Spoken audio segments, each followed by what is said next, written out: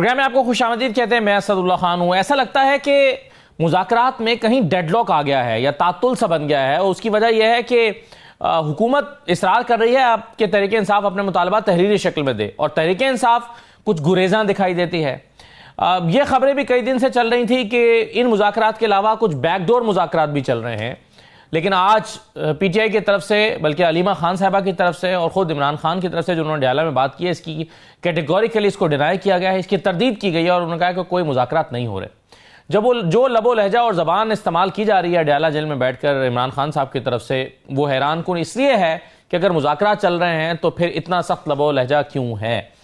और फिर एक अहम सवाल यह है कि इन मुज़ाकरात में से अगर अभी तक कोई पेशरफ्त नहीं हुई तो आगे क्या उम्मीदें वाबस्ता की जा सकती हैं। रऊफ हसन साहब मेरे साथ मौजूद हैं, सबरा है policy think tank Pakistan Tehreek Insaf. बहुत शुक्रिया रऊफ हसन साहब, खुश आमदीद। सर, क्या कहा जा सकता है कि मुज़ाकरात में एक डेडलॉक आ गया है? नहीं, मैं असद साहब नहीं कहूंगा कि डेडलॉक है। मेरा ख्याल है कि रिलक्टेंस है on the part of the government नो के इसको आगे बढ़ाए, और वो बड़ा क्लियरली बहुत से इंडिकेटर्स उसके हमारे सामने आए हैं। एक तो ये बच्चों वाली बात कर रहे हैं, वो बिल्कुल ही मैच्योर बात है कि जी लिख के दें, ये करें, वो करें। और चूंकि ये पार्लियामेंट के फ्लोर के ऊपर भी ये डिमांड्स जो हैं ये इनको कम्युनिकेट किया गया है। उसके बाद जो पहली मीटिंग हुई थी हमारी इनॉग्रल मीटिंग, उसमें भी बात हो गई थी कि ये दो बेसिक डिमांड्स हैं, बल्कि प्री रिक्विजिट्स हैं। और उसके बाद फिर इंसिस्ट करना कि जी आप लिख के दें, इसकी समझ नहीं आती। अगर आप इंटरेस्टेड हैं बात करने में, बात को आगे बढ़ाने में, तो फिर लिखत पढ़त की बात क्या होती है? हाँ, लिखत पढ़त की बात उस वक्त आती है जबकि बात किसी कंक्लूजन के ऊपर पहुंच जाए, कोई फैसला हो जाए, तो फिर उसके ऊपर लिखत पढ़त होती है। तो मुझे लग रहा है कि हुकूमत रिलक्टेंस क्या है आपकी तरफ से? हिचकिचाहट क्यों है? अगर लिख कर देना है या लिख कर देने में आर ही क्या है इसमें आखिर? देखिए, लिख कर देने में आर की बात यहाँ नहीं है। मसला ये है कि जी खान साहब के साथ हमारी मीटिंग्स जिस माहौल में कराई जाती हैं, जो नेगोशिएटिंग कमेटी है, और जितनी इनफ्रीक्वेंटली मीटिंग्स होती हैं, हम प्रॉपर ब्रीफ, ये बहुत क्लियरली कहा भी है नेगोशिएटिंग टीम की तरफ से कहा गया है कि जी हम उनसे इनपुट नहीं ले सकते, हम उनकी गाइडेंस नहीं ले सकते। और एक ऐसा मसला है जिसमें कि उनकी स्पेसिफिक गाइडेंस और वर्चुअली डेली गाइडेंस के बगैर जो है वो मामलात आगे नहीं बढ़ सकते हैं, क्योंकि डेली बेसिस के ऊपर मामलात जो है वो चेंज हो रहे हैं, सर्कमस्टांसेस बदल रहे हैं, हालात बदल रहे हैं, और वो उनको खान साहब को आगाह करके उनकी फ्रेश इंस्ट्रक्शंस देने के बगैर मामलात आगे नहीं बढ़ सकते। तो अभी तक पहली मीटिंग भी नहीं हुई, अब कहा जा रहा है कि कल मीटिंग होगी। देखते हैं कि कल मीटिंग होती है तो उसमें क्या बात की जाती है। लेकिन मेरा ख्याल है कि डिले नहीं होना चाहिए। आप बैठें, बात करें। जो हमारी दो बेसिक रिक्वायरमेंट्स हैं, पॉलिटिकल प्रिजनर्स की रिहाई और जुडिशियल कमीशंस बनाने, ताकि वो 9 मई और 26 नवंबर के वाकयात को प्रोब कर सके और असल हकायक जो है वो जान सके। इसके ऊपर आप फौरी तौर पर क्यों हमने ये दो मुतालबात रखे हैं? इसलिए कि इसके ऊपर कोई वक्त की जरूरत नहीं। अगर हम जी नहीं, मगर रऊफ साहब, क्या आपके क्या ये खौफ या एक वाहिमा सा लाहिक है पीटीआई को कि अगर हम लिख कर देंगे तो कल को हुकूमत ये एक डॉक्यूमेंट लहराएगी और कहेगी कि ये देखो इन्होंने हमसे एनआरओ मांगा था? क्या उससे बचने के लिए आप लिख कर नहीं देना चाहते? देखिए, इसमें कोई खौफ नहीं है, कोई वाहिमा नहीं है, कोई ऐसी बात नहीं है। भाई फील करते हैं कि जी ये मामलात आगे बढ़ सकते हैं। इसमें जो वो क्या कहते हैं, अर्जी लिखाने के ऊपर इंसिस्टेंस जो है कि जी आप हमारे हजूर अर्जी लिखें, अल आरिज़ नीचे लिखें, साइन करें, जनाब आली बहुत दबाना गुजारिश है कि हम ये चाहते हैं, वगैरह वगैरह। वो मेरा ख्याल है कि बचकाना बातें हैं, मैच्योर बातें हैं। बात सबको पता है कि हमारे मुतालबात क्या है, इनको भी पता है, इनको बताया भी जा चुका हुआ है, मुख्तलिफ फोरा के ऊपर बताया जा चुका हुआ है। तो अभी बात को आगे बढ़ाएं। 10 दिन या 12 दिन का तातुल देने की क्या जरूरत है? कल मीटिंग करें, परसों मीटिंग करें, खान साहब के साथ एक मीटिंग हो लेने दें हमारी मुज़ाकराती टीम की। उसके फौरन बाद आप टाइम सेट करें और स्पेसिफिकली इश्यूज को पकड़ के बात को आगे बढ़ाने की कोशिश करें। हमारी टीम पूरी तरह तैयार है, हमारी पार्टी। देखिए, हमारे लिए मुश्किल, असद ये बड़ा इंपॉर्टेंट पॉइंट है, हमारे लिए मुश्किल जो कदम था वो था एग्री करना इनसे बातचीत के लिए। वो बहुत मुश्किल कदम था जी। अब कोई मुश्किल नहीं है हमारे लिए कि बातचीत हम जब शुरू कर चुके हो तो बातचीत को आगे बढ़ना चाहिए। सही है, बिल्कुल। आपने कहा कि आपके लिए ये मुश्किल था अग्री करना, और फिर ये भी शायद मुश्किल था कि अपने डिमांड्स जो बड़ी आपकी मैंडेट की वापसी के हवाले से और 26वीं तरमीम के हवाले से डिमांड्स थी, उसको तर्क करके अपनी डिमांड्स को महदूद कर देना 2 डिमांड्स तक, ये भी मुश्किल काम था रऊफ हसन साहब? 2 बातें कहूंगा यहाँ। नंबर 1, महदूद नहीं की हमने। हमने ये 2 डिमांड क्यों रखी है एज प्री रिक्विजिट्स? वो इसलिए कि इसके ऊपर कोई वक्त की जरूरत नहीं है इनको इंप्लीमेंट करने में। देखिए, पॉलिटिकल प्रिजनर्स को रिहाई के लिए कोई वक्त नहीं चाहिए और कमीशंस बनाने के लिए कोई वक्त नहीं चाहिए। बाकी जो डिमांड्स हैं वो मैंडेट की वापसी हो गई या 26 कॉन्स्टिट्यूशनल अमेंडमेंट्स होगी या इसके साथ जुड़ी हुई बाकी जो चीजें हैं, हमें एहसास है कि उसके ऊपर वक्त लगेगा, उसके ऊपर टाइम लगेगा। तो एक प्रैग्मेटिक अप्रोच है हमारी कि जो चीजें फौरी तौर के ऊपर हो सकती हैं, हालात को इंप्रूव किया जा सकता है, उसको तो कर दें। उसके बाद जो वक्त तलब चीजें हैं, जैसे जो मैंने अर्ज किया आपके साथ, जो 2 और बाकी और उससे जुड़ी बातें जो और हैं, उनको हम बाद में भी टेकअप कर सकते हैं। सही है। तो आपने ये कहा रऊफ साहब कि आप इसे डेडलॉक नहीं कहेंगे, लेकिन आप ये तो तस्लीम करेंगे ना कि पिछले 12-14 दिन में कोई पेशरफ्त नहीं है अब तक। असद, आप ठीक कह रहे हैं। मैं डेडलॉक इसलिए नहीं कहूंगा कि अभी बातचीत खत्म नहीं हुई। अगर डेडलॉक होता है उस वक्त आता है जबकि दोनों अतराफ ये कहें कि जी आगे बातचीत नहीं बढ़ रही है। अभी तो बातचीत शुरू ही नहीं हो पाई ना। वो जैसा कि मैंने अर्ज किया ना कि बचकाना बातों में पड़े हुए हैं गवर्नमेंट के जो लोग हैं कि जी हमें लिख के दे दीजिए, ये बचकाना बातें हैं मेरे नजदीक। तो बातचीत को शुरू ही नहीं करने के ऊपर, और वो रिलक्टेंस जो मैंने अर्ज किया है कि वो मुझे समझ आती है, क्योंकि रिलक्टेंस इसलिए उनकी तरफ से कि अगर वो हमारे डिमांड मानते हैं तो उनकी हुकूमत खत्म हो जाएगी। कौन चाहेगा कि उनकी अपनी हुकूमत खत्म हो? सो रिलक्टेंस उनकी तरफ से है। दूसरी बात यह कि ये आजाद नहीं है हमसे बातचीत करने में। ये तो असल बातचीत जो है वो तो उन्हीं के साथ हो रही है जिनके पास ताकत है। ये तो बीच में एक कॉन्डुइट बने हुए हैं, इनका प्लेटफॉर्म इस्तेमाल किया जा रहा है। नहीं, असल बातचीत उनसे हो रही है, आप ये कह रहे हैं? वो obviously they are on board. वो शायद सामने देखिए, आपको याद होगा राना सना साहब ने कहा था फ्लोर ऑफ द पार्लियामेंट से कि हम एस्टैब्लिशमेंट को ऑन बोर्ड लेंगे। ख्वाजा आसिफ साहब ने फरमाया था on the floor of the parliament कि हम एस्टैब्लिशमेंट को ऑन बोर्ड लेंगे और ये कि वो शामिल होंगे।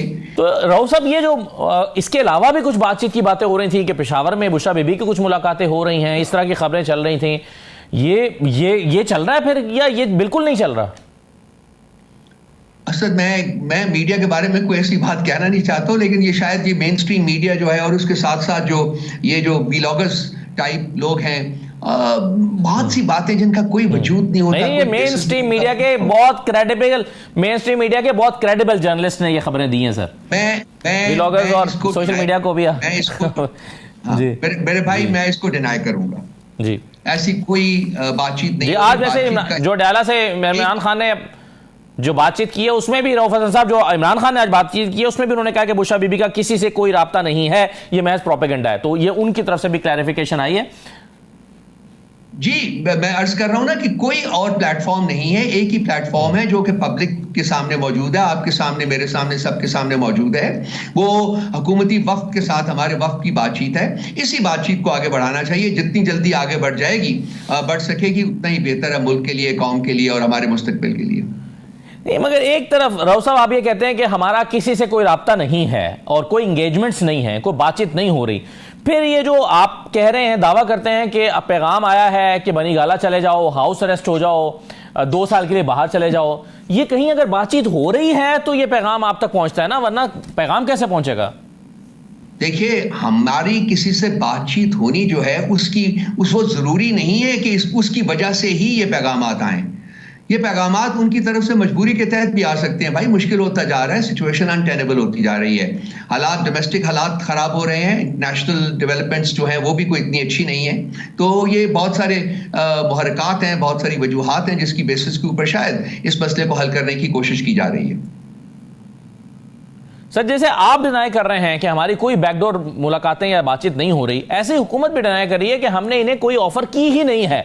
तो उस डिनाइल के अगेंस्ट आप कोई प्रूफ पेश कर सकते हैं, या आप कह सकते हैं कि जी ये हुकूमत गलत कह रही है, हमारे पास सबूत है कि हमें पैगाम पहुंचाएगा, और वो कितना क्रेडिबल सोर्स है जहां से आपको पैगाम आया है? देखिए, हुकूमत के पास है क्या हमें देने को? मैं बारहा ये अर्ज कर चुका हूं, मेरा ख्याल असद साहब आपके प्रोग्राम में भी बैठ के अर्ज किया हुआ मैंने कि इनके पास है क्या देने को जो हम इनसे कुछ मांगेंगे या ये हमें कुछ देंगे। हकायक जो आपको देने को उनके पास है, आप जो कहते हैं कि असल हकीकतें जो है मेरे भाई वो आपके ऊपर भी आश्कारा हैं। आपको पता है कि क्या है, कि इन्होंने फैसले करने हैं, किन से बातचीत हो रही है, किन के थ्रू बातचीत हो रही है। नहीं तो फिर आप ये कह रहे हैं कि जो आपके मुतालबात हैं, जिसमें से एक मुतालबा ये है कि तमाम असीरान की रिहाई आप चाहते हैं, सियासी कैदियों की, तो क्या ये हुकूमत के पास देने को नहीं है सर? अगर नहीं है और आपको यकीन है तो फिर बैठे क्यों हैं? हुकूमत एक एडमिनिस्ट्रेटिव यूनिट के तौर के ऊपर काम कर रही है, अहकामात कहीं और से आएंगे। इससे ज्यादा क्लियरली मैं आपको नहीं समझा सकता मेरे भाई।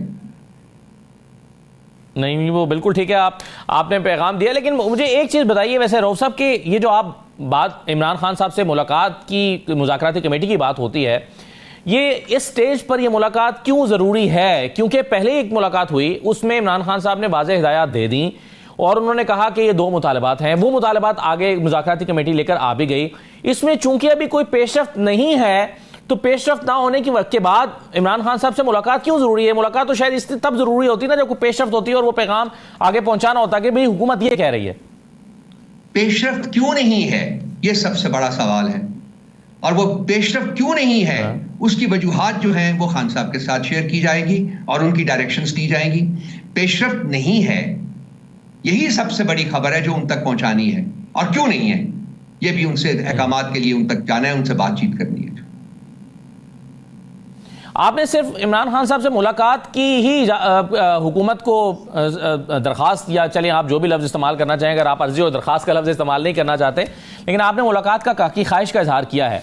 अगर और फिर आपने सिर्फ यही नहीं किया बल्कि आप ख़ास माहौल में मुलाकात चाहते हैं। आप चाहते हैं कि आइसोलेशन में हो, बग ना हो, या जिस माहौल में पहले होती है वैसे माहौल में ना हो। तो आप क्या खाली अगर मुलाकात हो जाए जैसे पहले मुलाकात हुई थी तो उसके नतीजे में बातचीत आगे नहीं बढ़ेगी? देखिए, जो मुझे कोई 17-18 हफ्ते हो गए मुझसे मेरी मुलाकात नहीं होने दी गई, और ये तो इस वक्त नीड है ना, ज़रूरत है मुज़ाकरात को आगे बढ़ाने के लिए, ये नीड है। अब जिस माहौल में मुलाकात होती है, असद साहब आप गए नहीं हुए, मेरी ख्वाहिश है कि आप लोग जाएं। ये आप सीधा जर्नलिस्ट जो हैं, जो टेलीविजन के ऊपर बैठ के बात करते हैं इन मसाइल के ऊपर, आपको चाहिए कि आप फिजिकली जाके देखें कि किन हालात में, किस एनवायरनमेंट में मुलाकात होती है। एक बीच में बैरियर होता है। आपकी मुलाकात नहीं होने दी जा रही, हमारी मुलाकात कैसे होने दी जाएगी? ये आप तो जर्नलिस्ट है मेरे भाई, आप पीटीआई के मेंबर तो नहीं है ना, आपकी क्यों नहीं मुलाकात होने दी जाती? वो उसमें हर तरफ कैमरे लगे होते हैं, उसमें लोग खड़े होते हैं, पुलिस वाले खड़े होते हैं। तो ये जब आप इस किस्म की गुफ्तगू करनी होती है अपने लीडर से, तो उसमें प्राइवेसी चाहिए, उसमें ताकि आप हम लोग खुल के बात कर सकें उनसे और उनके अहकामात दे सकें। ये अगर नहीं इस माहौल में मुलाकात करवाने दी जाएगी या करवाई जाएगी, तो उससे हम एक ही नतीजा अखज़ कर सकते हैं कि ये नहीं चाहते कि मुज़ाकरात जो है वो कामयाबी से आगे बढ़े या इनका कोई नतीजा निकले। जो पैगाम आज अडयाला से आया है, जो गुफ्तगू इमरान खान साहब ने आज की है रऊफ साहब, उससे देख के तो ऐसा लगता है कि इमरान खान साहब को खुद भी इन मुज़ाकरात से कोई तवक्को है ही नहीं, वरना 2 हफ्ते के लिए खामोशी इख्तियार कर लेना कोई बड़ी बात नहीं है। जो ज़बान, जो लबो लहजा वो इस्तेमाल कर रहे हैं, उसे लगता है कि वो इसे होपफुल ही नहीं है इन मुज़ाकरात से। देखिए, 2 हफ्ते से ज्यादा तो उन्होंने जुबान बिल्कुल बंद रखी है जनाब। आपको पता है कि ये बातचीत शुरू हुए तकरीबन 2 हफ्ते हो चुके हुए हैं। बातचीत का आगे ना 2 हफ्ते लगे ना आपकी डेडलाइन में सर, 31 जनवरी तक आपने डेडलाइन दी है ना। जी, बातचीत का आगे बढ़ने की जो वजूहात है, देखिए ओवरनाइट तो कुछ नहीं हो जाएगा ना असद साहब। मामलात आगे बढ़ेंगे, अगर even at a snail pace, तो हमें पता तो चलेगा ना कि बातचीत आगे बढ़ रही है। अभी तो बातचीत शुरू ही नहीं कर रहे वो हुकूमती लोग जो हैं।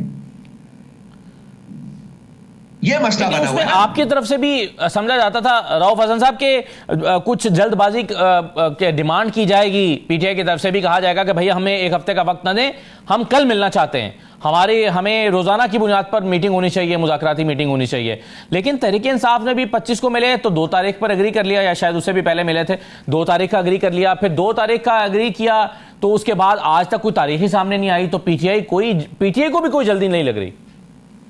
2 तारीख को एग्री किया था उनकी इंसिस्टेंस के ऊपर, दूसरी पार्टी की इंसिस्टेंस के ऊपर। वो उन्होंने बहुत सारे मसाइल गिनवाए थे अपने, कुछ लोग बाहर जा रहे हैं वगैरह वगैरह, तो उसकी वजह से इंसिस्टेंस के ऊपर 2 तारीख को हमने एग्री किया था। अब 2 तारीख के आगे की बात जो है वो डिपेंड करती है, आज मुलाकात करा देते तो कल मिल लेते, कल मुलाकात करा रहे हैं तो परसों मिल लें। हमारी तरफ से जल्दी है, बिल्कुल डेफिनेटली हम चाहते हैं कि ये आगे बढ़े। ये जितनी भी जो स्लो है स्पीड इसकी, वो उन वजूहात की वजह से है कि जो कि गवर्नमेंट के खाते में, और गवर्नमेंट वो नहीं कर रही। उनका एक तो रवैया बहुत नेगेटिव है इस सिलसिले में, दूसरा ये जो मुलाकात है खान साहब के साथ एक बहुत बड़ा फैक्टर है जिसकी वजह से मुज़ाकरात आगे नहीं बढ़ रहे। फिर आपके ख्याल में हुकूमत की मजबूरी क्या है कि वो आपको कुछ देना भी नहीं चाहते, संजीदा भी नहीं है, बात आगे भी बढ़ा नहीं रहे हैं और मुज़ाकरात कर भी रहे हैं? क्यों कर रहे हैं, क्या मजबूरी है उनकी? सर, उनकी मजबूरी वो है जिनकी वजह से वो यहां बैठे हुए हैं, हुकूमत के ऊपर विराजमान है।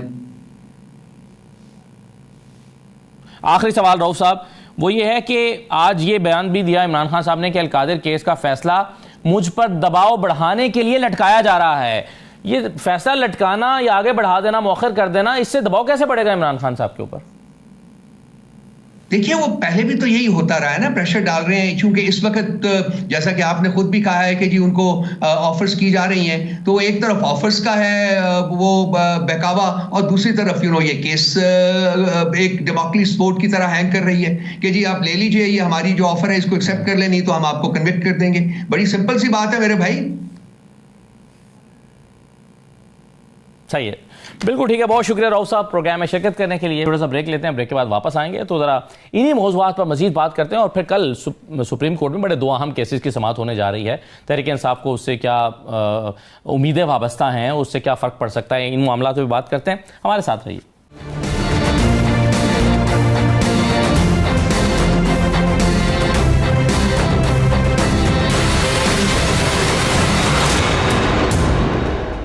ब्रेक के बाद आपको दोबारा खुशामदीद कहते हैं। फैसल चौधरी साहब हमारे साथ मौजूद हैं, पाकिस्तान तहरीक इंसाफ के रहनुमा। बहुत शुक्रिया फैसल साहब, खुशामदीद। सेनेटर शहादत अवान साहब तशरीफ फरमाए हमारे साथ, पीपल्स पार्टी के रहनुमा है। बहुत शुक्रिया सेनेटर साहब, आपको खुशामदीद कहते हैं। रफीक रजवाना साहब हमारे साथ मौजूद हैं, PMLN के रहनुमा हैं और साबिक गवर्नर हैं पंजाब के। बहुत शुक्रिया रजवाना साहब, आपको भी खुशामदीद। 190 मिलियन पाउंड का फैसला एक बार फिर मौखर हो गया है। 23 दिसंबर को आना था, फिर 6 जनवरी को आना था, लेकिन अब 13 जनवरी की तारीख दी गई है।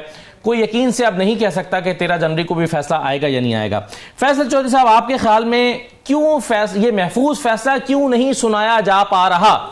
पहली मेरी ओपिनियन में जो एविडेंस है वो नाकाफी है, और जो क्रिमिनल प्रोसीड्स का भी मामला नहीं है, फाइनेंशियल गेन का भी नहीं है, और लॉस जो कॉन्फ्लिक्ट ऑफ इंटरेस्ट का ये मैटर नहीं है। इसलिए जो है ये इमरान खान साहब को, बुशरा बीबी को सजा देने के लिए ये मेरिट पे केस नहीं होता, तो ये शायद इसलिए थोड़ा इसको डिले किया जा रहा है ताकि जो मामलात हैं उनमें कुछ चीजें सुलझ जाए। दूसरी बात जो है, अगर इसको पॉलिटिकल लीवरेज के तौर पर भी समझा जाए कि अगर जो कहा जाता है कि, और उसको मैं रूल आउट नहीं करता हूँ, क्योंकि हमारे यहाँ पे अभी जो मामला हो गया है 26वीं तरमीम के बाद, तो अदलिया को तो वैसे ही निजाम डाल दी गई है, आज़ाद मीडिया जो है उसको भी टैग कर दिया गया है, और मामला जो है वो बिल्कुल गैर जमहूरी अंदाज में चलाया जा रहा है। तो अगर ये लीवरेज या ये इस्तेमाल करने की कोशिश करें कि जो उसे कहते हैं कि गवर्नमेंट का ब्लफ कॉल करेंगे हम, आज भी इमरान खान साहब ने ये कहा है, खुलकर नहीं कहा कि ये सजा देना चाहते हैं तो, और ये इज्जत केस की तरह एक काला फैसला होगा जितना दुनिया भर में इस केस के फैसले का मजाक उड़ा, फिर वो सस्पेंड हो गया, वो क्वाश हो गया, इस तरह ये भी बनेगा। देखिए, जो फिलैंथ्रोपी है या सोशल वर्क है, इमरान खान साहब की जो शख्सियत है, असल में तो सारी उम्र उन्होंने एक पाकिस्तान में मिसाल कायम की है। वो शौकत खानम हो, नमन हो, दूसरे प्रोजेक्ट्स हो, और शौकत खान के 3 हॉस्पिटल है जी, और सालाना जितने भी उसके खसारा होता है इमरान खान की बात की वजह से पूरा होता है। लोग उन पर ट्रस्ट करते हैं, और वो ट्रस्ट जो है उन्होंने हमेशा उसको साबित किया है कि लोग उन पर जायज ट्रस्ट करते हैं। नहीं, लेकिन फैसल साहब, ये वाला जो आर्गूमेंट है आपका, पहला आर्गूमेंट जिसमें आप ये कहते हैं कि चूंकि केस कमजोर है इसलिए उसका फैसला नहीं सुनाया जा पा रहा, लेकिन इसी बुनियाद पर फैसला कमजोर होते हुए भी, मसलन आपको पहला मुकदमा जो पहला फैसला था इमरान खान साहब के खिलाफ आया था हुमायूं दिलावर साहब की कोर्ट से, वो भी कमजोर था, बाद में अदालत में साबित हुआ, लेकिन उसमें जल्दबाजी की गई थी। तो कमजोर होने की बुनियाद पर जल्दबाजी और फिर कमजोर होने की बुनियाद पर ताखीर, ये दोनों बातें क्या एक ही वक्त में हो सकती हैं?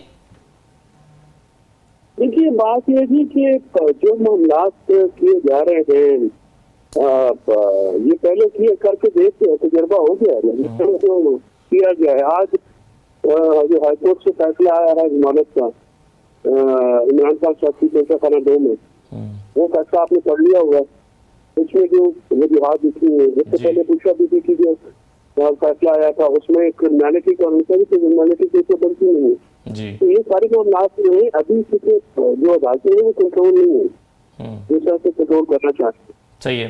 तो वहाँ से जो हायर कोर्ट्स हैं उसमें इनको सर्विस करने के बावजूद भी और बहुत ज्यादा प्रेशर रखने के बावजूद भी वो नतीजे हासिल नहीं हुए। और पहले जो 4 फैसले किए गए उसमें कोशाखाना 1, विजिट के साइपर और वो जो अभी ये सारे जो केसेस हैं इनमें क्या हुआ, इनमें रूल्स रेगुलेशन और पूरे प्रोसीजर बंदोबस्त करके फैसले कराए गए, सही। लेकिन उनका फिर कोई मुंह से नहीं बन सका। ठीक है, बिल्कुल सही है सर। लेकिन इसमें कुछ लोग इस ताखीर को मिलाकर देख रहे हैं मुज़ाकरात के साथ जो इस वक्त जारी हैं।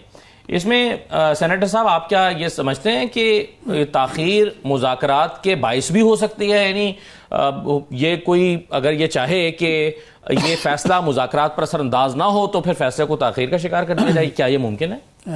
खान साहब, सबसे पहली बात तो ये है कि चूँकि इस केस में ना हम प्रोसिक्यूटर ना हम डिफेंस आप एक वकील तो हैं। बिल्कुल एग्जैक्टली वो मैं समझता हूँ। फैसल साहब शायद उसमें और आप उस मुज़ाकराती कमेटी का हिस्सा तो हैं। एग्जैक्टली हम हैं, लेकिन मेरा कहना ये कि फैसल साहब एक प्रोफेशनल एडवोकेट हैं और बेहतर तौर पे जानते हैं। लेकिन जहाँ तक मीडिया में मैंने देखा है कि जज साहब ट्रेनिंग पे गए हुए हैं, बहसीयत वकील हमने ये अमूमन देखा है कि मुकदमे कई तारीखों पे इल्तिवा में जाते रहते हैं। उसकी वजूहात जैसे कि इस केस में ये है कि जज साहब चूँकि ट्रेनिंग पे हैं उसकी वजह से ऐसा हो पाया कि वो ट्रेनिंग अभी तक चल रही है और यही वजह है कि कल ही पता चल गया कि नेक्स्ट डेट जो 13 मिल गई, 13 मिल जाएगी। अगर ये वजह है लेकिन तो फिर पहले 23 तारीख क्यों दी गई होगी, फिर 6 तारीख क्यों दी गई होगी? ये मैं आपको बताता हूँ, ऐसा नहीं हो सकता जी कि अगर ट्रेनिंग 2 महीने की हो और कोर्ट वेकेंट हो तो 2 महीने की डेट दे दी जाए।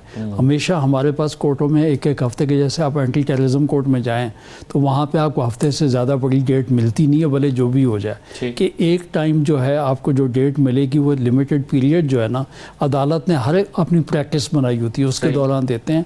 तो मेरे ख्याल में इसको किसी और चीज़ के साथ जोड़ना जो है मेरे ख्याल में मुनासिब नहीं है। आपके ख्याल में ये खालिसतन एक तकनीकी वजह है जिस वजह से फैसला नहीं आ पा रहा? एग्जैक्टली ऐसे ही है। और मेरे ख्याल बेबुनियाद हमें अदारों को बदनाम नहीं करना चाहिए। ये नहीं कहना चाहिए कि किसी मजबूती की वजह से या कमज़ोरी की वजह से या किसी और वजह से जो है इस किस्म की। इसका मतलब तो ये हुआ कि फिर आप यकीन से नहीं कह सकते कि 13 जनवरी को भी ये फैसला आएगा या नहीं आएगा? देखें, मैं तो फिर भी दोबारा वही गुजारिश कर रहा हूँ कि मुकदमात में बासियत वकील मैंने खुद देखा है कि मुकदमात बाज़ दफ़ा जो है उनमें जजमेंट की फैसल साहब भी, शायद रजवाना साहब भी एक सीनियर एडवोकेट हैं, कि हमारे कई मुकदमात में 3-3, 4-4 तारीख फैसलों की पड़ जाती हैं। और बल्कि बाज़ दफ़ा ऐसा भी होता है कि दोबारा री आर्गूमेंट पे भी केसेस चले जाते हैं कि जजेस भूल जाते हैं, जजेस जो है ट्रांसफ़र हो जाते हैं, नया जज आ जाता है। तो ये कोई ऐसी अनहोनी सी बात नहीं है। बिल्कुल सही है। रजवाना साहब भी चूंकि इसी शोबे से मुंसलिक हैं तो मैं रजवाना साहब की और फिर सियासी तजुर्बा भी रखते हैं। रजवाना साहब, क्या आप इस फैसले के बार बार सुनाए जाने में जो ताखीर है इसको पीटीआई और हुकूमत के दरमियान जारी मुज़ाकरात से मिलाकर देखेंगे? अब बात यह है कि मेरी नजर में तो इन चीजों पे तबसरा नहीं होना चाहिए था और आज के आपके इस प्रोग्राम में ये मौजूद सुखन भी नहीं होना चाहिए था। ठीक है ना जी?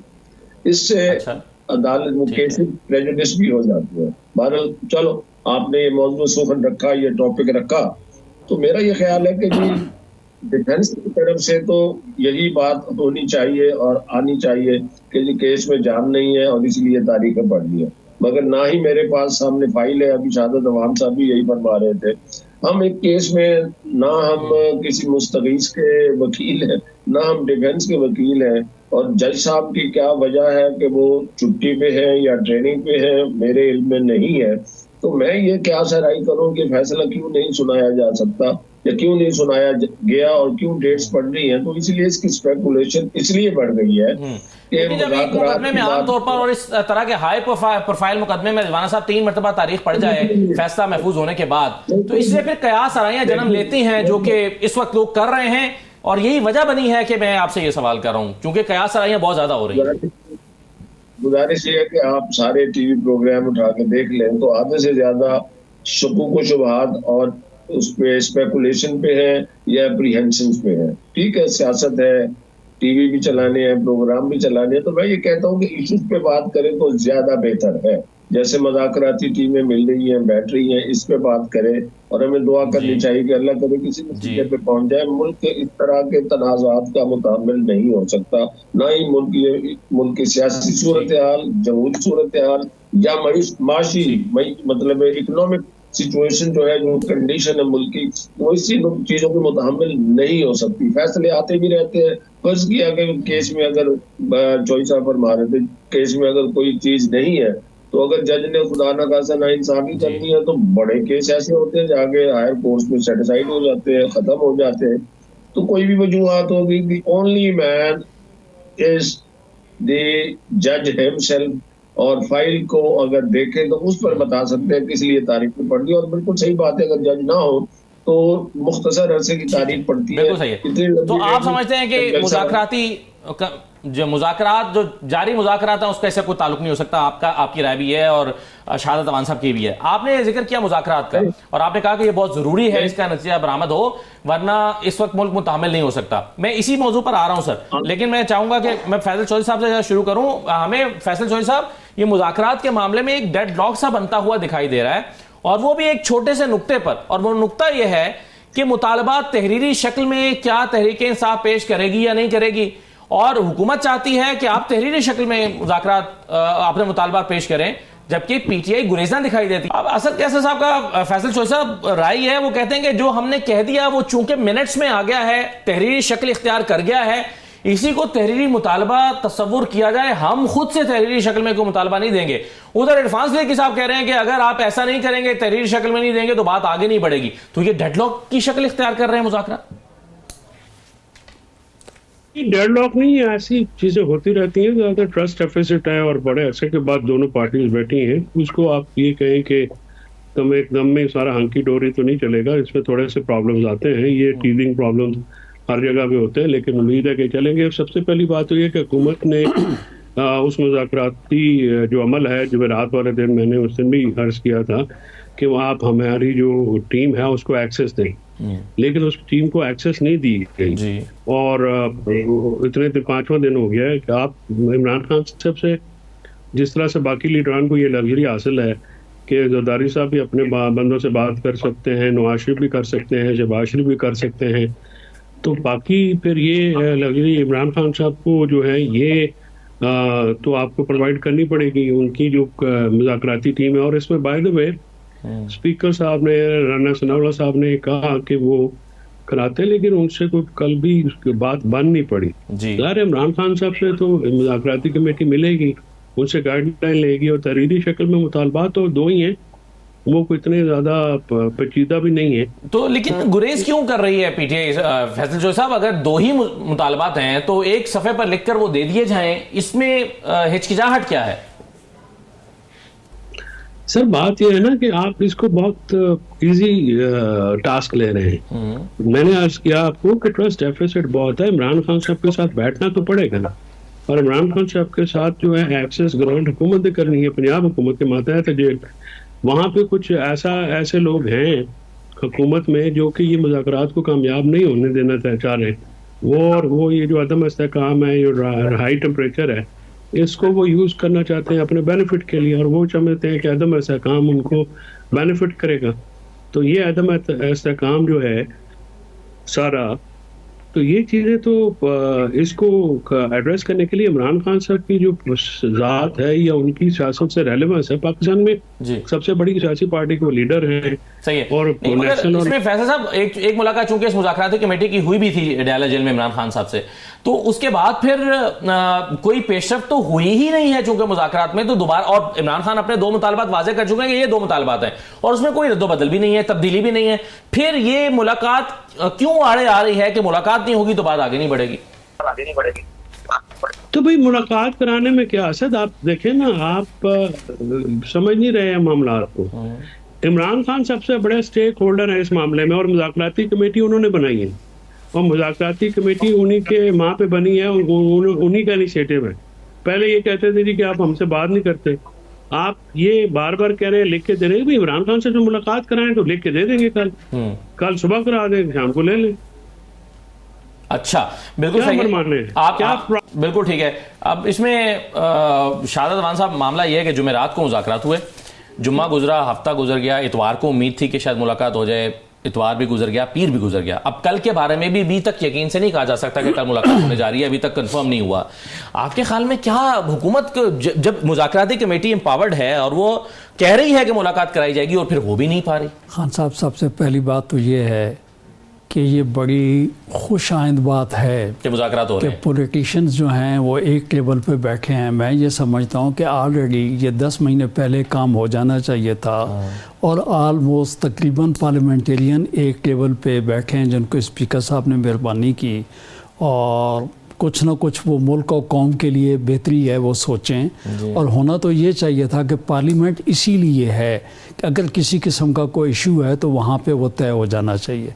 लेकिन फिर भी बहरहाल मैं कहता हूँ जी, अगर किसी के कोई तहफ़्फ़ुज़ात हैं तो वो वहाँ बैठेंगे, बैठ के कुछ ना कुछ मसाइल का जो है वो हल हो जाएगा। एक बात तो ये तय हो गई है कि PTI ने बहुत बड़ी, मतलब मैं समझता हूँ कि ये जो बात इन्होंने आज सोची है, अगर ये फरवरी के महीने में, मार्च के महीने में सोच ली होती तो हमारी मईशत भी बहुत आगे जा चुकी होती और हमारा डेमोक्रेटिक सिस्टम जो है और मजबूत हो चुका होगा।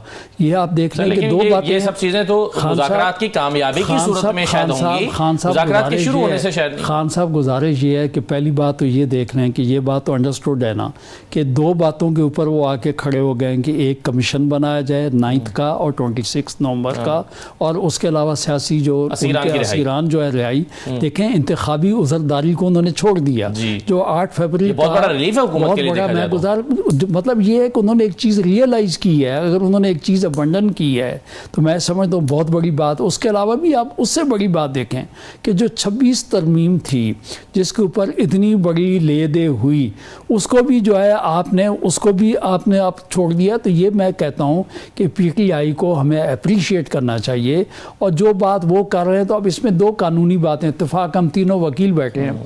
मेरा कहना ये है कि कमीशन की जहाँ तक बात है तो जहाँ पे मुकदमात अदालतों में पेंडिंग हैं, जहाँ पे ट्रायल मुकम्मल हो चुकी, सपोज़ मैं कहता हूँ जी कि एक कमीशन ये कह देता है कि कोई किसी किस्म का कोई ऑफेंस हुआ ही नहीं, तो आप वो बताएं कि जिन लोगों को सज़ा हो चुकी होगी उनकी लीगल फेट क्या होगी या उनके साथ क्या होगा। या अगर कहीं पे कोई किसी किस्म का बीच में ऑर्डर करके अदालत ने किसी को रिलीज़ कर दिया, वो कहते हैं नहीं जी तो बहुत बड़ा, ये तो बगावत हुई है, बहुत बड़ा सान्या हुआ है। तो जो कमीशन जो है उसका जो ओपिनियन होगा, जो उसकी एक राय होगी, वो ट्रायल तो नहीं है ना, उसके बेसिस के ऊपर आप जो गुजारिश यूं सुन लें, उसके बेसिस के ऊपर खान साहब न तो बंदे को रिलीज किया जा सकता है न बंदे को सजा दी जा सकती है। वो एक अपनी जगह है। तो मैं समझता हूँ उससे बड़ा फोरम आपके पास जो है वो ट्रायल का है। तो ट्रायल आप फेस कर रहे हैं, वहाँ पे गवाहों को आप जरा कर रहे हैं, वहाँ पे ऑनरेबल जज साहबान बैठे हुए हैं, फैसले जो हैं उनके लिए अपील और रिव्यू के प्लेटफॉर्म आपके पास मौजूद हैं। तो उसलिए जो सिस्टम चल रहा है वो चले। बाकी ये दो जो बातें हैं, अब वो बाकी बात ये रहेगी कि वो कहते हैं ये राइटिंग में दें, क्योंकि ये पहले बात ये हुई थी। सब दोस्तों का ये कहना है कि हम जो भी बात करेंगे हम अपने बानी जो है उससे पूछने के अलावा हमको बात कर नहीं सकते। तो मेरे हिसाब से तो बैरिस्टर गौहर साहब अगर चेयरमैन साहब को बात करते या बात ये होती या साहबजादा हामिद रजा साहब से बात होती, क्योंकि बेसिकली तो अगर सियासी आप पार्लियामान की बात करते हो तो फिर तो हामिद रजा साहब को बात करनी चाहिए थी कि जो चीज़ वो कहते। लेकिन यहाँ तो जो इस मुल्क के सियासतदान हैं वो बैठ के कोई ना कोई आगे बेहतर तरीके से मिलजुल के चलने का रास्ता ढूंढ रहे हैं। तो वो बहुत अच्छी बात बिल्कुल सही है। मगर इसमें इसका एक पहलू तो ये है ना, जो मैं फैसल साहब से पूछ रहा था कि जी आप गुरेज क्यों कर रहे हैं तहरीरी शक्ल में देने से। दूसरी तरफ मैं अगर आप इजाजत दें तो रिजवाना साहब से ये पूछना चाहता हूं कि रिजवाना साहब, हुकूमत जो है वो इसरार क्यों कर रही है तहरीरी तौर पर देने से? मतलब अगर मुतालबा पता चल चुका है तो वो कोई भी उसको हाथ से लिख सकता है और वो मिनट्स में आ चुके हैं, तो इसरार क्यों है कि नहीं आप तहरीरी शक्ल में दें? आपके ख्याल में इसकी वजह क्या हो सकती है? देखिए, उनके क्राइसिस का हल होने की तरफ एक काविश हो रही है। तो जब वो मुज़ाकरात की बात करते हैं तो तहरीर होना बड़ा जरूरी है। देखिए, कल को ठीक है बातें भी हो रही हैं तो टीवी पे हमने बातें की, कल को हम कहेंगे हमने किसी और कंटेक्स्ट में बात की थी, कोई और रेफरेंस था जी, ठीक है जी, या मेरी बात को मुकम्मल नहीं बताया गया, उसको तोड़ के पेश किया गया, जैसे मोस्टली लोग डिफेंड करते हैं कि मेरे बयान को तोड़ मोड़ के पेश किया गया, तो इसमें कोई हर्ज नहीं है, इसमें कोई गेनर नहीं है, कोई लूजर नहीं है, किसी की हार नहीं है, किसी की जीत नहीं है, कि आप जो चाहते हैं वो आप तहरीरी तौर पर दे दें। और एक्सेस इमरान खान साहब से पहले भी ये होनी चाहिए, ताकि कल को कोई ऐसी गुंजाइश ही ना रह जाए कि हमें तो इमरान खान साहब से प्रॉपर डिस्कशन के लिए, प्रॉपर कंसल्टेशन के लिए, अपने लीडर से मिलने के लिए प्रॉपर एक्सेस नहीं दी गई, तो इसीलिए इन मुज़ाकरात का क्या फायदा। तो इस वक्त तो फूक फूक के कदम रखना चाहिए, कोई भी ऐसी गुंजाइश पैदा नहीं करनी चाहिए जिससे कि हालात खराब तो है ही है, मुज़ाकरात जो है वो किसी तरीके से डिस्टर्ब ना हो। दूसरी बात ये है कि मुज़ाकराती टीम ने ये फैसला किया है, जो कुछ हमने टेलीविजन पे दोनों जमातों के लीडरों से सुना, लीडर मीन्स के जो उस कमेटी के मेंबरान हजरात हैं, उन्होंने कहा है कि हमने ये फैसला किया है कि जो बाहर जो वाकयात हो रहे हैं, बाहर जो कोई बयान दे रहे हैं, जो बाहर कोई मुकदमात की बात चल रही है, अदालतों में चल रही है, उसका हमारे मुज़ाकरात पर कोई असर नहीं होगा। मगर मैं ये समझता हूँ कि मैं इस बात पर थोड़ा सा मुझे इख्तलाफ है कि बाहर भी हमें चाहिए कि अपनी अपनी सियासी जमातों के कायदीन को, अपनी अपनी सियासी जमातों के उन दोस्तों को जो हम सुनहर टीवी पे हम तो बहुत कम आते हैं, इतना शौक नहीं है, उनको भी कह देना चाहिए बयानबाजी से गुरेज करें तो ज्यादा बेहतर होगा, ताकि इन मुज़ाकरात पर खुशगवार असर पड़े और ये इख्तलाफी बात ना करें, ना ही किसी को बुरा भला कहें, ना कहें कि ये हो गया और वो हो गया। बाकी जहाँ तक कमीशन की बात है, कमीशन की स्टेज गुजर गई है, नंबर 1। नंबर 2, प्रोसिक्यूशन ये कहती है कि हमारे पास वीडियोस है, ठीक है। सपोज अगर हमने तो केसों का जो है चलान नहीं देखा, ना उनकी 173 की रिपोर्ट देखी है, ना कोई एविडेंस देखी है, ना तो फौजदारी में उसकी जो भी एविडेंस आई होगी। सपोज अगर किसी केसेस में वीडियोस हैं, मैं किसी जगह पे मौजूद हूँ और कुछ कर रहा हूँ और वीडियो हो, उस पर कमीशन क्या करेगा, ठीक है जी। तो अब ये एक स्टेज गुजर गई। और आप ये कह रहे हैं कि कमीशन की डेट की स्टेज गुजर चुकी है। सर आप ये कह रहे हैं कि कमीशन की स्टेज गुजर चुकी है, अब ये कमीशन नहीं बन सकता। तो इस पर चले मैं फैसल चौधरी साहब की राय भी ले लेता हूं, और फिर जो अलीमा खान साहबा कह रही है ना कि इमरान खान को हर तरह का रिलीफ ऑफर किया गया है ताकि ये तासुर दिया जा सके कि उन्होंने एनआरओ ले लिया है, ये इसका क्या मतलब है। एक छोटे से ब्रेक के बाद इस पर भी बात कर लेते हैं। ब्रेक के बाद आपको दोबारा खुशामदीद कहते हैं। फैसल चौधरी साहब, 2 चीजें बता दीजिए। एक तो ये कि जो पहला अभी नुक्ता उठाया है रजवान साहब ने, वो कहते हैं कि कमीशन की स्टेज तो गुजर चुकी है, आपका बड़ा मुतालबा ये है कि कमीशन बनाया जाए 9 मई और 26 नवंबर के मामलात पर, क्या कमीशन नहीं बन सकता? नहीं, रजवाना साहब की ओपिनियन है, मैं इससे इत्तेफाक नहीं करता। मैं समझता हूँ कि कमीशन जो है वो बनाया जा सकता है, और कमीशन जो है उसमें इंडिपेंडेंट कमीशन बनाना जरूरी है, ताकि वो जो दोनों फरीकैन हैं उनका मौक़िफ़ सुने और उनके सबूत देखे। देखिए, हर जो कहा जाता है बार बार, तो इसी बात पे जो है वो मैं कहना चाह रहा हूँ कि अगर हुकूमत का एक मौक़िफ़ है, हुकूमत का 9 मई में हम उसका क्राइटेरिया सिर्फ एक रखा गया है कि जो लोग पीटीआई को छोड़े उनको आपने बरेल जुमा करार दे दिया, बाकियों को आपने उसमें धर लिया है। वो तो पोलिटिसाइज्ड इवेंट है। 9 मई के जो वाक़यात हैं, ना तो अभी भी मैं आपको बता सकता हूँ असद के किसी भी चलान में ना कोई वीडियो एविडेंस है, ना कोई ऑडियो एविडेंस है किसी भी बंदे के खिलाफ। सिर्फ एक पुलिस वाले का जो बयान है कि जी मैं मेज के नीचे बात सुन रहा था और मैं भेस बदल के कोर कमेटी की मीटिंग में चला गया। अब ये अगर ये एविडेंस है और इसके ऊपर आपने बंदों को सजा देनी है, मिलिट्री कोर्ट का जो मामला है ना, मिलिट्री कोर्ट का हम और मैं बतौर वकील भी सिविलियंस का मिलिट्री कोर्ट ट्रायल के खिलाफ हूँ। मैं उसको एक प्रिंसिपल बात समझता ही नहीं हूँ। मैं उसको पाक शहरियों के बुनियादी हकूक की उसको समझता हूँ कि ये नेगेशन है। कल आईनी बेंच इस पे समाप्त करने भी जा रहा है फैसल साहब। जी सर, कल आईनी बेंच जो है वो इस पे समाप्त भी करने जा रहा है सिविलियंस के मिलिट्री ट्रायल के मामले पर। अब आईनी बेंच का हाल आप ये देखें कि आप उन्होंने 2 ऑर्डर करा के बंदों को सजा दे के तो अभी कल जाके करेंगे। बस सुप्रीम कोर्ट की ये तो अब इतनी तो जिम्मेदारी है, जज साहब जिम्मेदार लोग हैं कि कल जो है वो बैठ के इस पर फैसला करेंगे। और पहले उन्होंने सारा 1.5 साल से ये नहीं है कि सिर्फ आईनी बेंच, जो पहली सुप्रीम कोर्ट थी वो भी सोई हुई थी। हमारा मतलब है ये क्या इतना मामूली केस। आपको पता है 2015 में जब एपीएस का क्या हुआ था, एपीएस के बाद एक आईनी तरमीम मंजूर की गई थी सिविलियंस का मिलिट्री कोर्ट ट्रायल के लिए। ये इतना इंपॉर्टेंट मसला है। इस बार तो खैर कोई कोई कोई एक कहते हैं ना कि एहतमाम हुज्जत भी नहीं होता कि कानून के मुताबिक काम करना है। इस बार तो उन्होंने कुछ ऐसा एक निज़ाम जो है वो क्रिएट किया हुआ। यही खान का मार्शल लॉ का हमने पढ़ा, वो इस किस्म का होता था जब बांग्लादेश में वो उन्होंने सारा जो है वो किया था। तो अब बात यह है कि ये इस तरह की बातें बड़ा अफसोसनाक हैं कि सुप्रीम कोर्ट के जज साहबान जो हैं जिनका काम ही है आप फैसला करें कि नेशनल और इंटरनेशनल लॉज के मुताबिक जो है वो आप को सिविलियंस का आप मिलिट्री को ट्रायल कर सकते हैं। 27 आपने एग्रीमेंट साइन किए हुए दुनिया के साथ। तो मतलब इस तरह से थोड़ी होता है। जीएसपी आपने रिस्क पे लगा दिया है, बाकी चीजें आपने रिस्क पे लगा दी है। देखिए ये इतनी मामूली बात करके ब्रश असाइड कर देना जो है, मेरे दोनों बड़े मोहतरम सीनियर हैं और मेरी बड़ी अदब और एहतराम का ताल्लुक है। सर एक चीज जो मैं अलीमा खान साहबा ने कहा है कि इमरान खान को हर तरह का रिलीफ ऑफर किया गया, मैं सुनवाना चाहता हूँ। वो कहती हैं कि जी ताकि एनआरओ का तासुर दिया जा सके। सुनिए जरा उन्होंने क्या कहा।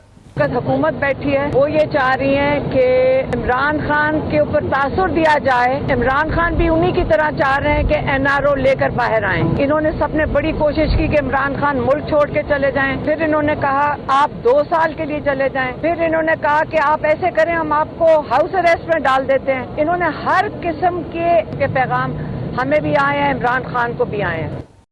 हर तरह का पैगाम दिया है। रजवाना साहब जरा पहले आप इस पर कमेंट कर दीजिएगा। वो दावा कर रही हैं कि हर तरह का रिलीफ ऑफर किया गया, बनी गाला चले जाएं, हाउस अरेस्ट कर देते हैं, 2 साल के लिए मुल्क छोड़ के चले जाएं, पेशावर चले जाएं, लेकिन इमरान खान ने ये सारी ऑफर्स को रद्द किया है। अब इससे ज्यादा करीबी शख्सियत तो शायद इमरान खान की कोई नहीं हो सकती जो ये दावा कर रही है, और जाहिर है ये दावा इमरान खान से मुलाकात के बाद कर रही हैं। तो हुकूमत को क्या पड़ी है, अगर ये दावा दुरुस्त है, हुकूमत को क्या पड़ी है कि इस तरह की ऑफर्स उन्हें करते रहे, कानून को अपना रास्ता लेने दिया जाए? देखें जी, जिनसे मंसूब है इसका तो उन्होंने जवाब दिया है, हमने कोई ऑफर नहीं दी। अच्छा, जिनको ऑफर दी गई है वो अगर कह रहे हैं तो फिर हुकूमत इसका जवाब दे। हुकूमत ने तो कैटेगोरिकली डिनाई कर दिया कि हमने कोई ऑफर नहीं दी। तो तीसरे बंदे की तो बोलने की गुंजाइश दी। और मेरा इस ऑफर है या नहीं है, it has been categorically been denied by the government sources के जी कि हमने कोई ऐसा रिलीफ की पेशकश की नहीं है। तो इसलिए हो सकता है पेशबंदी की जा रही हो, कल को कोई सेटलमेंट होता है तो कम से कम एनआरओ को तासुर ना दे, और उससे पहले ही पेशबंदी शायद पीटीआई कर रही हो। और अभी आप जो मिलिट्री कोर्ट्स की बात कर रहे थे ना, जी जी जी, तो मैं जाती तौर पर खुद भी मैं इस बात के हक में नहीं हूँ कि मिलिट्री जो सिविलियन है उनका ट्रायल मिलिट्री कोर्ट में नहीं होना चाहिए। उनका ऑर्डिनरी कोर्ट में होना चाहिए, नंबर 1। नंबर 2, मैं समझता हूँ सबसे पहले सुप्रीम कोर्ट का ये उनकी ड्यूटी है, उनका फर्ज है कि इस सारी सजाओं और इस सारे प्रोसेस से पहले ही इस मुकदमे का फैसला हो जाना चाहिए था, ताकि जिन लोगों को सजाएं है, सपोज वो कहते हैं कि मिलिट्री कोर्ट में ट्रायल नहीं हो सकता, तो जो उन्होंने सारी मुसीबत भुगती मिलिट्री ट्रायल की, वो भी नाइंसाफी हो गई फिर। ठीक है जी। और जो इनका ट्रायल चल रहा है वो भी नाइंसाफी, और टाइम की भी वेस्टेज, पैसों की भी वेस्टेज, और इस तरह से हालात भी खराब। बिल्कुल सही है। तो ये बड़ा अहम नुकता आपका कि आपका बड़ा ये इंपॉर्टेंट नुकता है कि अगर फर्ज करें कल इसमें सेनेटर साहब एडवर्स डिसीजन आ जाता है तो फिर क्या होगा? जिनके ट्रायल हो गए, सजाएं हो गई, मुआफियां कुछ लोगों को मिल गई, ये फिर क्या? खान साहब एक और बात मैं करना चाहता हूँ। जी चले, कह दीजिए। जी रिजवान साहब, सुप्रीम कोर्ट ने उन अदालतों को फैसले से रोका हुआ, ठीक है ना जी, फैसले से रोका हुआ था। उसके बाद वो स्टे भी खत्म कर दिया कि फैसले सुना सकते हैं, मगर केस का फैसला नहीं किया। ये भी जो है ना उन लोगों के साथ मैं समझता हूँ कि ज्यादती होगी। उनको पता तो चले हम कहाँ खड़े हैं, जुर्म किया है नहीं किया, दैट्स अनदर थिंग। ठीक है, where they are to be tried and why they have been tried in the military court. अगर ठीक है वो होल्ड कर देती है सुप्रीम कोर्ट के मिलिट्री कोर्ट में, इनका ट्रायल ठीक है तो चलो हो गया, उसके बाद अपील और सारा कुछ। और अगर मुख्तलिफ फैसला आ जाता है तो फिर क्या होगा? ये बड़ा इंपॉर्टेंट। दूसरी बात ये है कि मिलिट्री कोर्ट का ट्रायल जो है my humble view article 10A के मुताबिक नहीं होता। वहाँ पे जो ऑर्डिनरी हमारी क्रिमिनल कोर्ट है उसमें पूरी आजादी से वो ट्रायल होता है। कहने को तो कहते हैं सब कुछ है, एविडेंस है, सब कुछ है, मगर फिर भी बेहतर यह है कि इस तरह के केसेस में जिसके नताइज और जिसके असरात मुल्क की सियासत, आने वाले मुस्तकबिल पर, मईशत पर, सियासी पार्टियों की स्ट्रेंथ पर या उनकी कमजोरी पर या उनकी वर्किंग पर असर पड़ता है। बिल्कुल ठीक है सर। आप बुकला इसको एक और अंदाज से देख रहे हैं। हुकूमतें इसको और अंदाज से देख रही हैं। मतलब मरियम नवाज साहिबा जो हैं, जो चीफ मिनिस्टर पंजाब हैं, वो इसको एक और नजर से देख रही हैं। वो कहती हैं ये बड़ा अफसोस की बात है कि उन्हें माफी मांग कर बच्चों को निकलना पड़ रहा है। मुझे उन बच्चों पे बड़ा अफसोस है। जरा सुनिए मरियम नवाज साहिबा ने क्या कहा है। आग लगा दो अपने मुल्क को, मेट्रो बस के जंगले तोड़ दो, सड़कें ब्लॉक कर दो, कारोबार बंद कर दो, रास्ते रोक दो, घेराव कर लो, पेट्रोल बॉम्ब्स फेंक दो, गोलियां चला दो, पुलिस वालों के सर तोड़ दो। मेरे बच्चों ये बात याद रखना, ये कोई सियासी बात नहीं है। एक माँ अपने बच्चों से बात करिए, इस बहकावे में कभी मत आना, किसी का ईंधन मत बनना। अगर ये बात अच्छी होती तो आज वो बच्चे माफी मांग के जेलों से बाहर ना आते। मुझे तकलीफ हुई है जब उनको माफी मांगनी पड़ी। मुझे तकलीफ हुई है जब उनको माफी मांगनी पड़ी है। तो इस पॉलिटिकल कमेंट का जवाब तो मैं आगे अभी फैसल साहब से लेता हूं, लेकिन पहले सर अगर जो अभी रिजवान साहब कह रहे हैं, अगर सुप्रीम कोर्ट इस पर एक मुख्तलिफ फैसला जारी कर देती है तो फिर ये जो ट्रायल हुआ है, माफियां हुई हैं, सजाएं हुई हैं, क्या होगा इसका? देखें, पहली बात तो ये है कि कल जिस तरीके से आपने कहा कि कल सुप्रीम कोर्ट इसको सुनेगी, दोनों फरीकैन को सुनेगी, सुनने के बाद कोर्ट है, बहुत दफ़ा ऐसा होता है कि अगर कोई इसके पास एंड क्लोज ट्रांजैक्शंस होती हैं, उसके लिए सेविंग क्लास जो है उसके लिए कोई ना कोई रखी जाएगी। ऐसा नहीं है कि एक फ़ैसला हाँ या ना में हो जाएगा। सुप्रीम कोर्ट का जो फैसला होगा हर चीज़ को पेश नज़र रख के फैसला किया जाएगा। तो कल तक के लिए, इस वक्त तक के लिए आप जो है इत्मीनान रखें, आप वो देखें कि वो तो अदालत है, वो तो कल फैसला ना आए, कल तो अभी समाअत हो रही है। मे भी इतने अरसे से नहीं आया तो मेरा समझता हूँ कोई फ़र्क नहीं पड़ेगा। लेकिन बात यह है कि ये एक इशू जो है यकीनन जो कॉन्स्टिट्यूशनल कोर्ट है इसको तय करेगी, इसका को हल निकालेगी। और जिन लोगों के साथ ये हो चुका है, जिनके फैसले हो चुके हैं या जिनके बाकी हैं, उनके लिए आप देखिएगा कि लास्ट का जो पैरा होता है, जो हमेशा इस किस्म के मुतनाज़िब जो फैसले होते हैं उसमें कोई ना कोई जो है हल दिया जाता है और अदालतें उसके लिए कोई राह मुतय्यन करती हैं। और यकीनी तौर पे सिचुएशन के लिए अदालत को राह मुतय्यन करेगी, यकीनी तौर पे। बिल्कुल सही है। ये जो पॉलिटिकल कमेंट था फैसल चौधरी साहब, ये जो मरियम साहबा कह रही हैं, मुझे बड़ा जाती तौर पर दुख हुआ कि बच्चों को माफिया मांगना पड़ी है, और आप और उसका जिम्मेदार वो पीटीआई को समझती हैं कि आपने ये पुलिस को मारने और एहतजाज करने और तोड़फोड़ करने और जलाओ गिराव करने की तरगीब दी, और आज बच्चों को बेचारों को माफिया मांग के बाहर निकलना पड़ा। देखिए, मरियम नवाज की वो उनकी ऑर्डिनरी सी अंडरस्टैंडिंग है, उनको पता ही नहीं है इन बातों का। वो जो कोई पढ़ाता है वो कह देती हैं, ना उनकी कोई सियासी सोच है, ना उन्होंने आज तक कोई, उनके वालिद ने भी कोई ऐसी बात नहीं की। वो खुद भी जो है वो आइसोलेट होकर बैठे हुए हैं, वो तो सारे डिपेंडेंट है इनके ऊपर। वो तो अगर, तो बात यह है कि वो पीपल्स पार्टी पीटीआई की कौन सी आदत है जिसको तरगीब दी या उनके खिलाफ कोई एविडेंस है? ज़ाहिर है कोई नहीं है। ये तो सारा मामला जो है वो हियर से पॉलिटिकल प्रोपगेशन के ऊपर बेस्ड है ना, रियलिटी तो उसमें है कोई नहीं। आज तो मैंने आपको पहले अर्ज किया है कि जो ATCs में जो चलान केस चल रहे हैं, किसी के खिलाफ कोई वीडियो ऑडियो एविडेंस है नहीं, और वीडियो ऑडियो एविडेंस जो है सरफेस भी नहीं हुआ जिसमें पीटीआई की लीडरशिप जो है किसी को तरगीब दे रही हो। ये हर चलान, मैं आपको बताता हूँ कि 3 चलान आप ले लें, तीनों में मुख्तलिफ इल्जामात एक ही तारीख, एक ही दिन, एक ही जगह पर लगाए गए। तो ये तो नॉन सीरियस किस्म का एक मामला है। इसके बगैर जो है ये आगे नहीं जा सकते। ये जो है फोन पाकिस्तानियों का है, इसका हिसाब लेना पड़ेगा हुक्मरानों को, और इसके बगैर आगे नहीं बढ़ा जा सकता। ठीक है, आगे नहीं बढ़ा जा सकता। बहुत शुक्रिया फैसल चौधरी साहब, सेनेटर शहादत अवान साहब बहुत शुक्रिया आपका, रफीक रजवान साहब आपका भी बहुत शुक्रिया। मैं जाते जाते पाकिस्तान के बहुत सारे मसाइल में से एक मसला इंटरनेट का मसला भी है, और इंटरनेट के मसले में एक नई रिपोर्ट सामने आई है, और ये रिपोर्ट है top10vpn.com नामी इदारे की एक रिपोर्ट। वो कहते हैं कि साल 2024 में इंटरनेट बंदिशों से होने वाले माली नुकसान के लिहाज से पाकिस्तान दुनिया भर में पहले नंबर पर रहा है। वो कहते हैं कि इंटरनेट बंदिशों से 2024 में पाकिस्तान को मजमूई तौर पर 1.62 अरब डॉलर्स का मुआशी नुकसान उठाना पड़ा है। top10vpn.com की ये रिपोर्ट बताती है कि साल 2024 में पाकिस्तान में इंतखाबात, इंफॉर्मेशन कंट्रोल और एहतजाज की वजूहात के बाइस दानिस्ता तौर पर 18 बार इंटरनेट को बंद किया गया है, सियासी वजूहात की बिना पर। फिर कहा गया है कि फरवरी 2024 से की जाने वाली सोशल मीडिया प्लेटफॉर्म एक्स की बंदिश की लागत का तखमीना 1.34 अरब डॉलर बनता है। साल 2024 में इंटरनेट बंदिशों से दुनिया भर में मजमूई तौर पर 7.6 $6.9 अरब के नुकसान हुए हैं। इंटरनेट बंदिश के बायस मुआशी नुकसान में म्यांमार $1.58 अरब के साथ दूसरे, जबकि सूडान $1.12 अरब के नुकसान के साथ तीसरे नंबर पर आए। आप देखिए कि पाकिस्तान म्यांमार और सूडान की सफ में आकर खड़ा हो गया है। इंटरनेट बंदिशों से मुआशी नुकसान के लिहाज से वेनेजुएला $1.12 अरब के साथ चौथे, बांग्लादेश $79.6 अरब के साथ पांचवें, जबकि भारत $32 करोड़ के साथ छठे नंबर पर रहा। लेकिन फिर भी भारत 32, पाकिस्तान $1.62 अरब। ये बहुत बड़ा नुकसान है। 2025 में इंटरनेट के इस मसले को हुकूमत को हल करना पड़ेगा और कदगने लगाने और ये जो बंदिशें हैं और सियासी तौर पर इजहार राय की आज़ादी को रोकने के लिए शायद कोई और तरीका मुनासिब ढूंढना पड़ेगा। इससे मईशत तबाह होगी। इजाज़त दीजिए, अल्लाह हाफिज़।